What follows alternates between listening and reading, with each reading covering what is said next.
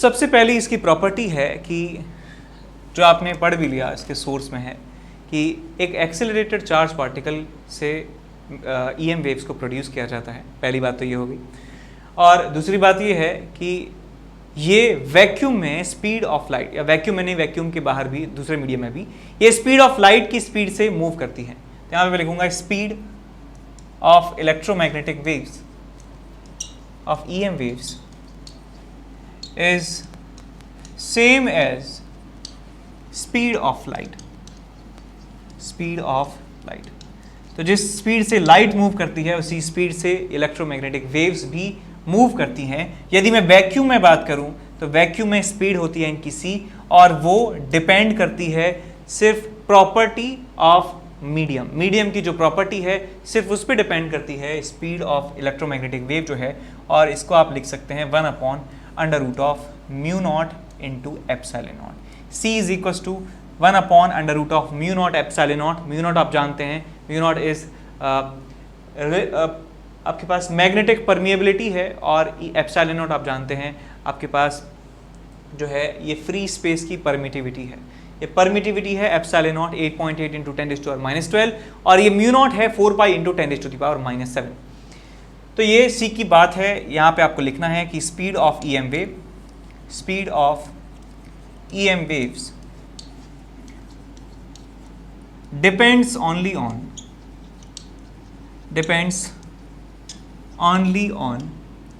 properties of medium only लिख दिया है मैंने, मीडियम। ठीक, तो पहली बात हुई ये। दूसरी बात हम यहाँ पे कर रहे हैं कि जो इलेक्ट्रोमैग्नेटिक वेव्स होती है उसमें हमें पता है कि इलेक्ट्रिक फील्ड और मैग्नेटिक फील्ड ऑसिलेट करते हैं।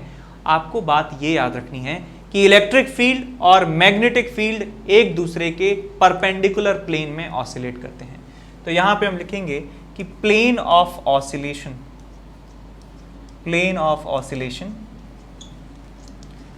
Of electric and magnetic field, electric field and magnetic field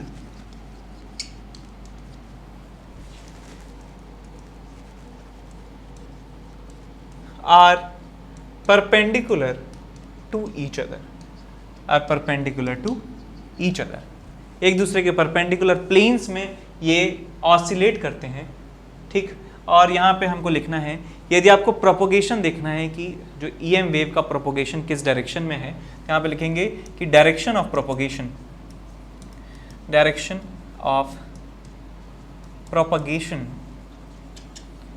of EM wave is given by E cross B। E cross B जो है ये डायरेक्शन आपको बताता है किसकी, डायरेक्शन ऑफ प्रोपोगेशन की। तो मान लीजिए आपके पास एक इलेक्ट्रिक फील्ड है जो x डायरेक्शन में ऑसिलेट कर रहा है। आपके पास एक इलेक्ट्रिक फील्ड है जो x डायरेक्शन में ऑसिलेट कर रहा है। आपके पास एक मैग्नेटिक फील्ड है जो y डायरेक्शन में ऑसिलेट कर रहा है। तो यहाँ पे मैंने x एक्सिस बनाया है, x एक्सिस बनाया है, y एक्सिस बनाया है, और z एक्सिस यहाँ पे बनाया है, और यहाँ पे जो मैग्नेटिक फील्ड है वो y डायरेक्शन में ऑसिलेट कर रहा है। तो इस तरीके से मैंने बना दिया, इस तरीके से ऑसिलेट कर रहा है y डायरेक्शन में। ये हमारा मैग्नेटिक फील्ड है, मैग्नेटिक फील्ड इस तरीके से ऑसिलेट कर रहा है।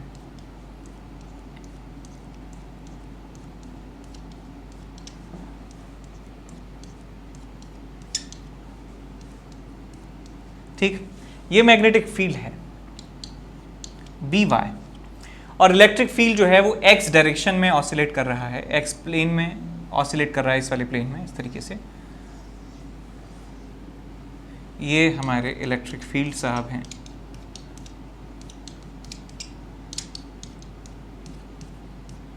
इस तरीके से ऑसिलेट कर रहा है।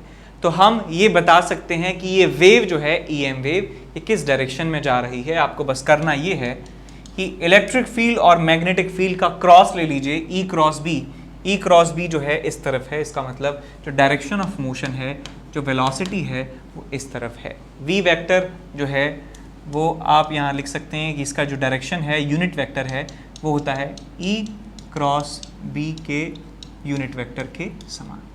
तो इनके यूनिट वेक्टर सेम है, वेलोसिटी जो है बताई जाएगी E क्रॉस B से। आपको इलेक्ट्रिक फील्ड पता है, आपको मैग्नेटिक फील्ड पता है, उनका आप क्रॉस ले लीजिए, आपको डायरेक्शन ऑफ वेलोसिटी मिल जाती है। अब मान लेते हैं कि आपके पास जो इलेक्ट्रिक फील्ड है वो ऑसिलेट करता है कुछ इस तरीके से। इलेक्ट्रिक फील्ड एक्स डायरेक्शन में ऑसिलेट कर रहा है, उसकी इक्वेशन जो है इस तरीके से है E nought sine of kx minus omega t. एक टाइम वेरिंग इलेक्ट्रिक फील्ड यहाँ पे मैंने बना दिया है। तो मैग्नेटिक फील्ड जो है, मान लीजिए मैग्नेटिक फील्ड इस तरीके से है B nought sine of kx minus omega t. ये आपके पास आई कैप में है, ये आपके पास जे कैप में है। तो आपको ये बात याद रखनी है कि जो इलेक्ट्रिक फील्ड और मैग्नेटिक फील्ड हैं उनके फेस जो हैं वो एक समान रहते हैं, फेस एक समान होते हैं। और इसका मतलब क्या हुआ कि वो अपनी मैक्सिमम वैल्यू पे एक साथ आते हैं, एक जगह आते हैं, और वो अपनी मिनिमम वैल्यू पे भी एक साथ और एक ही जगह आते हैं। तो ये जब मैक्सिमम होगा तब ये मैक्सिमम होगा, ये मिनिमम होगा तो ये मिनिमम होगा, ये मैक्सिमम का हाफ होगा तो ये भी उसी जगह उसी समय पर मैक्सिमम का हाफ होता है। तो यहाँ पे हम लिखेंगे कि both electric field and magnetic field are in same phase, are in same phase. That means they reaches maximum values, their maximum values at same time, and also reaches their minimum value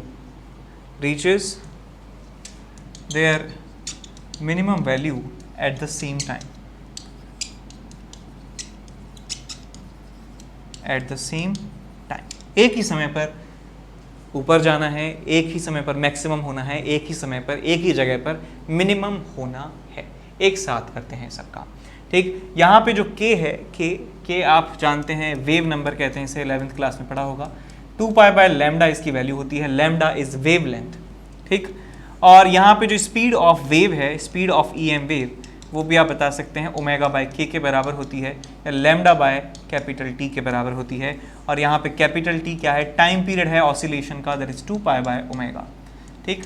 और दूसरी बात याद क्या रखनी है कि जो charge की फ्रीक्वेंसी है, जो सोर्स की फ्रीक्वेंसी है, वही इलेक्ट्रिक फील्ड की फ्रीक्वेंसी होती है, वही मैग्नेटिक फील्ड की फ्रीक्वेंसी होती है। तो यहाँ पे लिखेंगे फ्रीक्वेंसी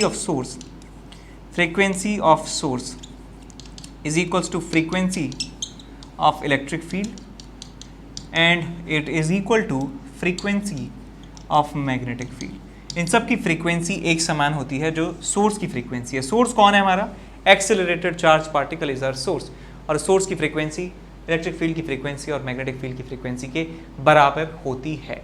अब यहाँ पे आपको एक रिलेशन और याद रखना है कि E जो होता है वो होता है किसके बराबर, BC के बराबर।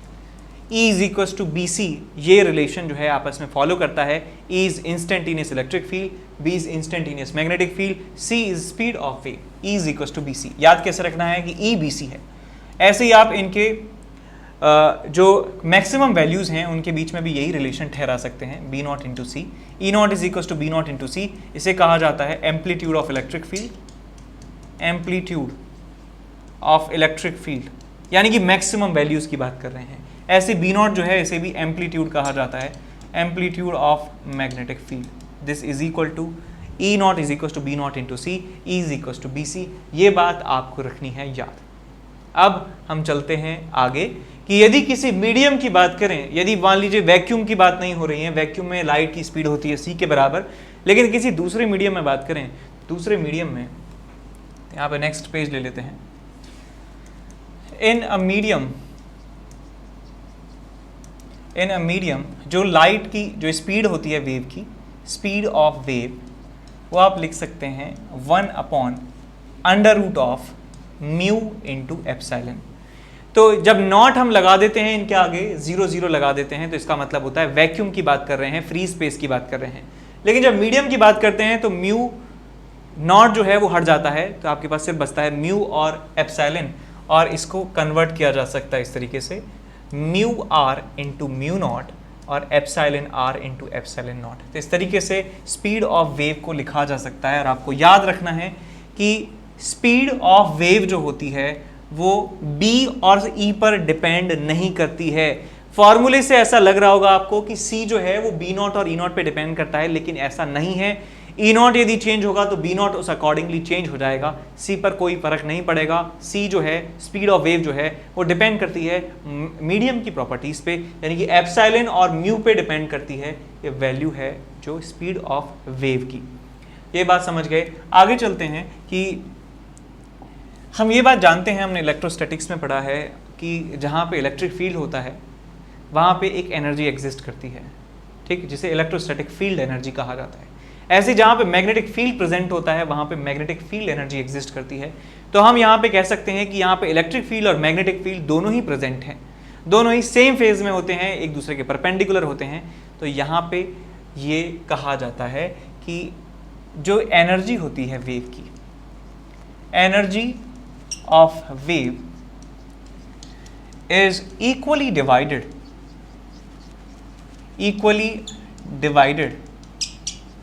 इनटू इलेक्ट्रिक फील्ड एनर्जी और मैग्नेटिक फील्ड एनर्जी। इन दोनों में आधा आधा वो एनर्जी अपनी डिवाइडेड रहती है ईएम वेव की। ईएम वेव की एनर्जी मान लीजिए x, तो x/2 जो है वो इलेक्ट्रिक फील्ड की वजह से होगी और x/2 जो है वो मैग्नेटिक फील्ड की वजह से होती है। Energy of wave is equally divided into magnetic field energy and electric field energy. Magnetic field energy and electric field energy, electric field energy. और यदि हम यहाँ पे बात करें एवरेज एनर्जी डेंसिटी की, एवरेज एनर्जी डेंसिटी, एवरेज की बात क्यों कर रहे हैं? क्योंकि हम ये बात जानते हैं कि यार इलेक्ट्रिक फील्ड की वैल्यू हर एक जगह पर अलग अलग समय पर अलग अलग होती है। तो हर जगह इलेक्ट्रिक फील्ड वेरी हो रहा है टाइम के साथ, स्पेस के साथ, और हर जगह मैग्नेटिक फील्ड भी वेरी हो रहा है। तो किसी भी पॉइंट पर इलेक्ट्रिक फील्ड की जो density, energy density, energy upon volume, वो कुछ अलग होगा। किसी अलग जगह पे एनर्जी डेंसिटी कुछ अलग होने वाली है। तो हम यहाँ पे एवरेज निकाल रहे हैं, जो बहुत ही एक तरीके से यूजफुल जो है वैल्यू हमें मिलने वाली है। तो एवरेज एनर्जी डेंसिटी, जिसे आप लिख सकते हैं एवरेज ऑफ यू, वो होती है half of epsilon nought into E not square, या इसे आप लिख सकते हैं half of B not square by mu nought. इसे ऐसे लिखा जा सकता है, और आप चाहे तो इसे ऐसे भी लिख सकते हैं कि this is 1/4 times of epsilon not E not square plus 1/4 of B not square by mu nought. आपकी मर्जी है जैसे भी आप लिखना चाहें इसको, ठीक। तो ऐसे ये फार्मूला जो है आप याद रख सकते हैं एनर्जी डेंसिटी का। बेसिकली हमने जो हमारे इलेक्ट्रिक फील्ड के एक्सप्रेशंस थे उनको लिखा है। Half epsilon not E square is energy density due to electric field. Magnetic field intensity होती है B square by 2 mu not. तो उन इंस्टेंटेनियस वैल्यू का जब हमने एवरेज निकाला है इंटीग्रेशन की मदद से, तब हमें ये एक्सप्रेशन मिलते हैं। या तो ये हो, जोड़ना नहीं है ध्यान रखें, या ये लिखें, जो पूरी वेव की जो एवरेज एनर्जी डेंसिटी है वो तो या तो इसके बराबर लिखें, चाहे इसके बराबर लिखें, चाहे ऐसे लिखते हैं इसको कि आधी आधी आपस में डिवाइडेड है, आधी आधी आपस में डिवाइडेड हैं ये वैल्यूज़। और इनको इक्वेट भी कर सकते हैं कि this value is equal to this value या this value is equal to this value. तो यहाँ से आपको और रिलेशन मिल जाता है। देखिए E naught epsilon not E not square is equal to B not square by mu not. तो यहाँ से मिल जाएगा आपके पास E not square by B not square is equal to 1 mu naught epsilon naught. चमक गया होगा अब तक तो यहाँ पे आप इसको अंडर रूट ले लेंगे तो आपको मिल जाएगा E naught by B naught is equal to 1/√ऑफ म्यू नॉट एप्सिलॉन नॉट, और एक इसके बराबर होता है सी के बराबर। तो आपके पास फॉर्मूला मिल जाएगा सी इज इक्वल टू 1/√ऑफ म्यू नॉट एप्सिलॉन नॉट। तो आप ये रिलेशन भी याद रखें, ये पहले ही बता चुका हूँ ये सारी वैल्यूज़। तो समझ गए कि आधी आधी डिवाइडेड होती है, आधी आधी डिवाइडेड होती है एनर्जी डेंसिटी। अब हम चलते हैं नेक्स्ट, हम बात करते हैं इंटेंसिटी की। Intensity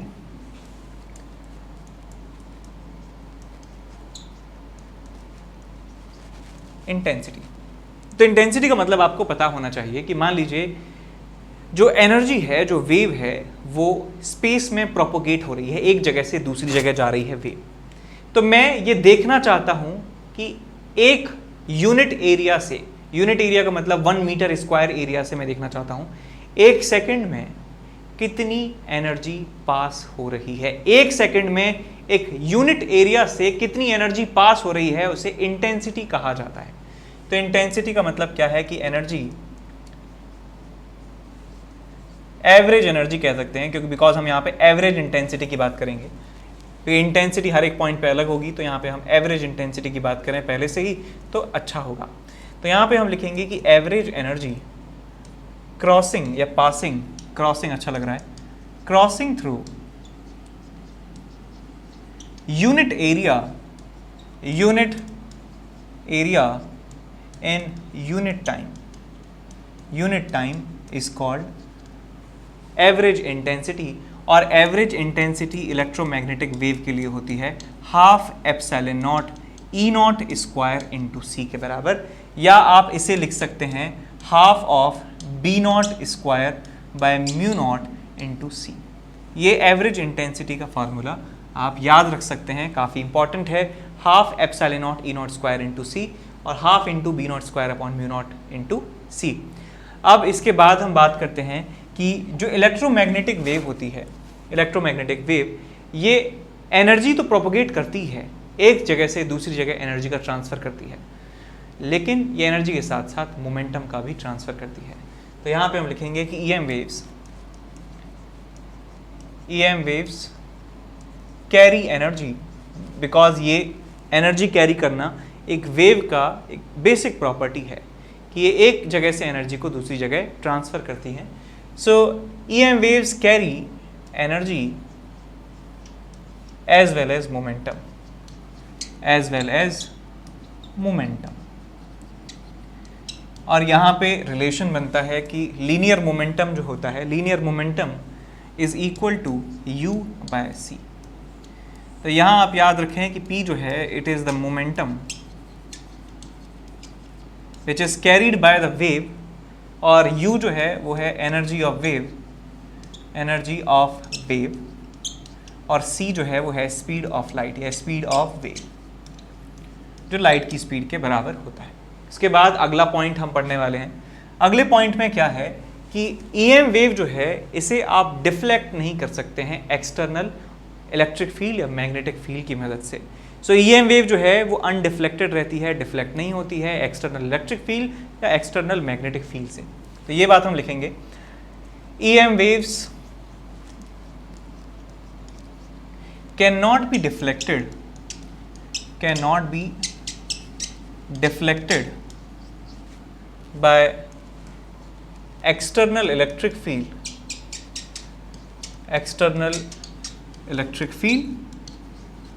and external magnetic field,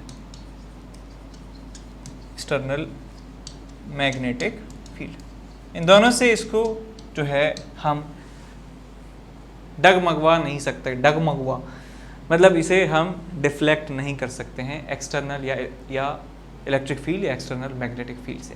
ठीक है, तो ये बात हुई इलेक्ट्रोमैग्नेटिक वेव्स की। ठीक है, आगे चलते हैं।